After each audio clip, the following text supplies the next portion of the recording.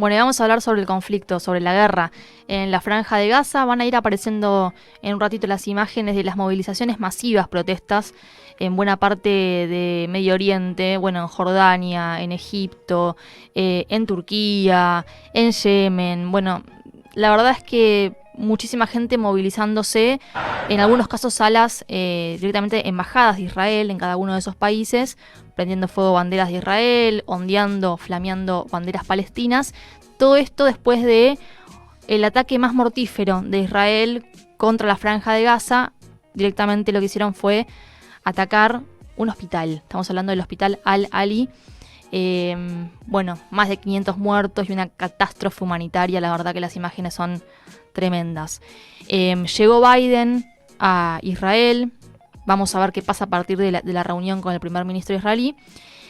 Pero bueno, todo esto en un contexto de violencia desaforada por parte del Estado de Israel en la Franja de Gaza. Para hablar de lo que sucede allí, estamos en comunicación con el analista internacional, también escribe para PIA Noticias, militante del Encuentro Patriótico, Fernando Esteche. Buen día, Fernando, ¿cómo estás? ¿Cómo están ustedes? Un gusto hablar con ustedes de nuevo. ¿Cómo anda, No, el Fernando? gusto es nuestro. Bueno, estaba ahí haciendo una introducción de lo que viene pasando, pero ¿cómo lo estás viendo vos? No, te digo que ayer, después de lo del hospital, comentaba con algunos compañeros el desconcierto. Es decir, yo hasta aquí vengo tratando de sustraerme de la situación de las imágenes y del drama humano y del el dolor que significa lo que está cometiendo Israel como terrorismo de Estado, como crímenes de guerra, como crímenes, como genocidio y lesa humanidad, y trataba de trabajar en términos de las líneas generales de la geopolítica que en general siempre permiten construir algún tipo de lógicas, previsibilidades, perspectivas. Pero lo cierto es que la acción de Israel ya nos corre todos los límites de lo humano y de lo posible y de lo previsible. Así que con mucha consternación, muy conmovido con lo que está pasando, no obstante lo cual, sí me parece que lo que habría que señalar, insisto, separando, ¿no? Si uno puede hacer el ejercicio de sustraerse de las imágenes, del dolor, de la empatía natural que para los seres humanos significa la conciencia de saber lo que está pasando allá, me parece que hay una gran victoria de la resistencia palestina en cuanto a la reivindicación de su derecho a un Estado propio, a fronteras seguras, al reconocimiento internacional. Eso más allá o más acá de lo que suceda, y más tarde o más temprano que se pueda producir el alto el fuego, es una victoria que empezaron a construir en el momento mismo de la contraofensiva israelí sobre el territorio de Gaza. Así que eso me parece que es una primera reflexión que creo que está bueno compartir. Uh-huh. Hay que recordar, Fernando, ¿qué tal? Lucas te saluda, ¿Cómo estás, que Lucas? Biden y Netanyahu salen a decir que lo del hospital fue por un cohete de Hamás, es decir, que ya pasamos a ver, al ridículo, pero bueno, que no es ridículo, ¿no? Sino que es esta bravuconada del imperialismo, permanentemente, bueno, burlándose de nosotros. No, mira, hay dos o tres cosas. Recién veía una periodista de la BBC que da cuenta de las recurrentes mentiras de lo que Occidente más hipócrita o más seguro de sí mismo habla de daños colaterales. Israel no se anima tanto y miente. No es la primera vez que Israel miente sobre situaciones que son absolutamente insostenibles y actos de terror y de terrorismo que ha cometido y son absolutamente insostenibles. Después está el mismo Twitter que publicó el vocero del Ministerio de Defensa y que después borró, yo lo Así es. publiqué en redes. Sí, Naftali, que había dicho que fue un ataque de las Exactamente. Fuerzas Aéreas de Israel. Exactamente. Y después está la página en español que no está borrada, en árabe, no en español, que no está borrada todavía, está la página en árabe del Ministerio de Defensa que reivindica la acción de guerra. Así que después lo de Biden, a Biden lo tuvo que desmentir la vocera de la Casa Blanca porque Biden dijo que había visto nada menos que una situación tan atroz como lo que divulgó Israel en su momento como fake, que era que la resistencia palestina había decapitado bebés. ¿no? Y Biden dijo en conferencia de prensa que él había visto esas imágenes. Después lo tuvieron que desmentir porque esas imágenes no existen, porque esa situación no existió. Así que me parece que hay ahí un gran, una dimensión que, si uno quiere entretenerse en el análisis, es una dimensión de la guerra mediática, de la guerra de sentidos. No obstante lo cual, claramente estamos enfrentando una situación bélica que está violando, en cualquiera de las acciones está violando todos los parámetros lógicos y previsibles de una guerra convencional. No, esto no se trata de una guerra convencional, es una guerra con fuertes y nutridos y abundantes contenidos de terror. Fernando, ¿qué pensás que puede llegar a pasar? Porque, bueno, hay mucha expectativa respecto de la posición de Irán, de los países árabes en general, pero sobre todo de Irán, y ahora Estados Unidos, ya Biden ahí está en Israel y puso en alerta a 2.000 militares por el miedo a que el conflicto escale en todo Medio Oriente. ¿Qué puede llegar a pasar? No, mira, a mí me parece que no, esta guerra no le conviene a nadie. Al único que le conviene esta guerra es al gobierno de Netanyahu, ni siquiera al Estado de Israel. Al gobierno de Netanyahu, que enfrenta una crisis interna grande, que ya hace menos de un mes y medio enfrentó una movilización de 10.000 reservistas que estaban cuestionando su política de fuga hacia adelante en cuanto al militarismo progresivo. Enfrenta una crisis económica, una crisis de legitimidad con las marchas que hemos visto todos respecto de las reformas judiciales y el creciente autoritarismo en el que se está vistiendo, y que obviamente esta excusa bélica le da plafón para afianzarse ahí. Los gestos de Biden me parece no tienen mayor importancia. Sí los de Casa Blanca y sí los del Departamento de Estado. Los de Biden es un señor que me parece que no está en sus cabales. Pero ahora, cuando digo esta guerra no le conviene a nadie, no le conviene a nadie. Hasta el sábado, hasta el viernes anterior al sábado de hace 2 semanas, que es la contraofensiva defensiva de Hamas, Estados Unidos estaba tejiendo una estrategia que se dio con Arsaj de construcción de corredores que era una contrapolítica, un redespliegue multidimensional, no militarista, sino comercial, de desarrollo de infraestructura y de integración regional, de dimensiones que volvía a pensar el Gran Medio Oriente ampliado que alguna vez pensó Barack Obama, y que se trataba, por un lado, del corredor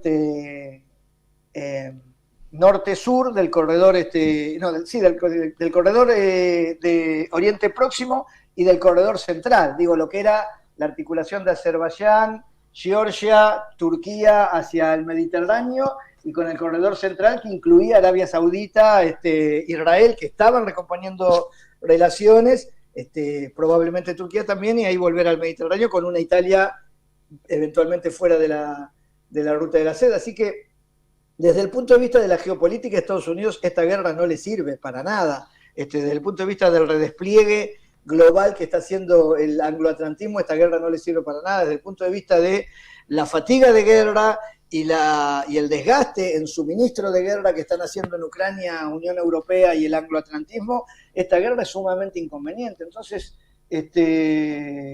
tampoco le sirve en la estrategia de pacificación regional que está llevando adelante el eje sino-ruso. Entonces yo lo que creo que, insisto, ante una acción previsible de un gobierno terrorista como el de Netanyahu, que era previsible, que sostenía esto, hay una victoria política que es la legitimidad ya indiscutible. Todos los estados, todos los jefes de estado han hablado de que la única solución posible a este conflicto plurisecular es el reconocimiento de un estado palestino con fronteras seguras y reconocimiento internacional. Esto puede tardar más o menos, pero yo no creo que se pueda generalizar. La intención de generalizar la guerra la tiene Israel. Bombardea Líbano, bombardea Siria, Damasco y Alepo, bombardea Egipto. Obviamente, Qatar ha planteado, Qatar no es el eje del mal, no es el eje de la resistencia, sin embargo ha planteado dejar de suministrar el gas a Europa Central en la medida en que no se detenga la masacre que están acometiendo ahí en Israel, que los estados no reaccionan. Emiratos Árabes, que hasta hace muy poquito participaba de todas las lógicas, ¿no?, en Consejo de Seguridad del Golfo y de las lógicas del angloatlantismo, planteó ayer junto a Rusia una convocatoria urgente del Consejo de Seguridad. En el Consejo de Seguridad de Naciones Unidas no se puede plantear una una sanción a Israel o una declaración de preocupación ante la masacre humana, ante la tragedia humana, porque Estados Unidos, Francia y Gran Bretaña y Japón, bueno, y la abstención de Brasil, ¿no? Curiosamente, sí. No son parte y ahí existe el poder de veto, pero yo creo que el mundo el mundo no va a la generalización de la guerra. Si esto que yo te digo, desde el punto de vista de los papeles y de las perspectivas geopolíticas es como yo te estoy planteando. Ahora, si sucede lo contrario, bueno, entonces a mí ahí se me quemaron, no a mí, a cualquier analista, se le han quemado todos los papeles y estamos frente a una situación absolutamente inesperada, inusitada, y que está hablando ahí sí ya de una crisis terminal civilizatoria, porque ya, ahí te insisto yo, la condición humana está en discusión tanto en la empatía o no que pueda generar como en lo que se permiten en nombre de banderas, territorios o lo que fuera, acometer quienes manejan los destinos de estos pueblos. Uh-huh. Fernando Esteche, recién hacías un análisis del mundo árabe. Me interesa puntualizar, por ejemplo, hace creo que un par de meses atrás hubo una cumbre entre Arabia Saudita e Irán a instancias de la política china de cooperación, que uno decía, esto es una reunión muy importante porque saudíes y chiitas estuvieron enfrentados durante mucho tiempo. Ese es el mundo multipolar que se viene, ¿no? Que serían tus papeles, recién decías, que se pueden quemar si uno ve que la impunidad de Israel sigue, gobernando con la inacción de la ONU, etcétera. Ahora, ¿cuál es el termómetro hoy del mundo árabe? Recién vos hacías algún comentario respecto de Qatar. Bueno, Egipto es muy importante porque Egipto tiene frontera con Gaza. Claro. No, mira, por un lado dos cosas. No solo está en juego acá la discusión del mundo multipolar, sino que está en juego también el redespliegue del mundo unipolar. Yo te insisto en eso, ¿sí? A Europa y a los angloatlantistas no les sirve esta guerra, le complica las cosas. Ellos venían avanzando, es decir, hay un general 4 estrellas norteamericano que fue miembro del Consejo Supremo que plantea el gran ganador acá es Irán, porque lo que se logra, lo que se produjo con esta situación es que Arabia Saudita cese las conversaciones de normalización de relaciones que tenía con Israel y que probablemente, además de cooperación en distintas dimensiones, incluso nuclear, de energía, de generar energía nuclear, esto iba a consolidar lo que se llama el corredor de Oriente Próximo, que era una de las variantes que el redespliegue norteamericano estaba planteando para la región. Entonces, por eso te digo, no es solo el mundo multipolar el que está en discusión acá, sino también el redespliegue del mundo unipolar. Ahora, Arabia Saudita, el Consejo llegó Joseph Borrell, que es el canciller y el encargado de defensa de la Unión Europea. Llega al Consejo de Seguridad del Golfo y al Consejo de Cooperación del Golfo, es decir, a la Dimensión Económica y la Dirección Política, la semana pasada, y cuando sale, no había sucedido lo del Hospital Bautista de ayer, y cuando sale no tiene más remedio que condenar las acciones terroristas de Israel. Es decir, él va a apretar a los árabes y sale apretado, entre comillas, es decir, teniendo que condenar acciones de guerra que son crímenes de guerra, y de ahí se va derecho a China, ¿no? A discutir en torno de esto. Ahí me parece que si uno ve los gestos reales de los jugadores de verdad, de los tipos que están jugando de verdad, claro, en el mapa geopolítico, por eso te digo, Consejo del Golfo, que es toda esa zona, ¿quién la maneja en términos comerciales y militares? Qatar, Emiratos, Arabia, eso está reivindicando el Estado palestino, más allá de la cuestión de los pueblos, ¿no?